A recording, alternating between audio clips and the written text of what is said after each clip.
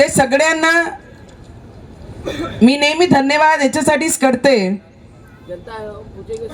आज ज्या फ्लायओव्हरचं आपण उद्घाटन करत आहे, मी कधी शासकीय कार्यक्रमाला मंचावर कधी येत नसतो. मी माझी झाल्यामुळे मनाला वेदना नेहमी असतात आणि त्याच्यावर भाषा मी जास्त काही कधीच करत नाही. आणि जे निवडून आले त्यांना मी नेहमी शुभेच्छाच दिली आहे. पण मला वाटते ज्याही लोक निवडून आले आहे त्यांना एवढीच माझं बोलणार आहे की महिलांना बोलत असताना महिलांची मर्यादा आपण सुद्धा पाळली पाहिजे. जेव्हा केव्हाही तुम्ही बोलता तिची मर्यादा सगळ्यांनी पाळली पाहिजे. मी शुभेच्छा दिल्या याचा अर्थ ये नहीं कि नवनीत राणा शांत हो गई. शेर शेरनी अगर शांत भी है तो डकारना कभी भूलती नहीं, याद रखना. और मैं मेरी मर्यादा कभी भूलती नहीं हूँ. आणि मी महिला म्हणून महिलांचे संघर्ष, महिलांचे संरक्षणासाठी या क्षेत्रामध्ये आहे आणि आमच्या जिल्ह्याचे कामासाठी या जिल्ह्यामध्ये मी आहे.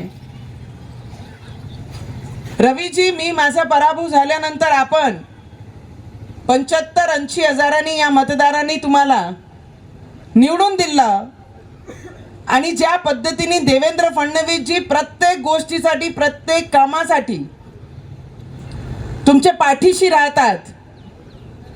देवेंद्र साहेब आमचे माझे दादा आहे, मी त्यांची लाडकी बहीणच आहे आणि खूप स्वाभिमानाने अभिमानाने सांगते.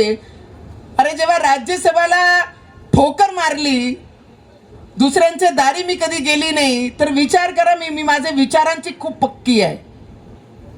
नाही तर लोक नगरसेवकासाठी लोटांगण घालतात. नवनीत राणाचा स्वाभिमान एवढा अटल आहे की त्यांनी राज्यसभा सोडून आपल्या स्वाभिमानाला जगत आहे.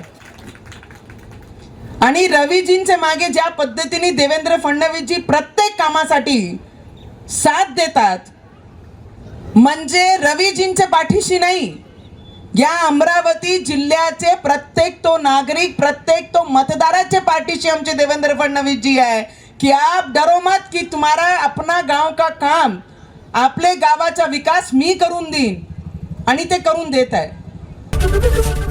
एबीपी माझा, उघडा डोळे बघा नीट.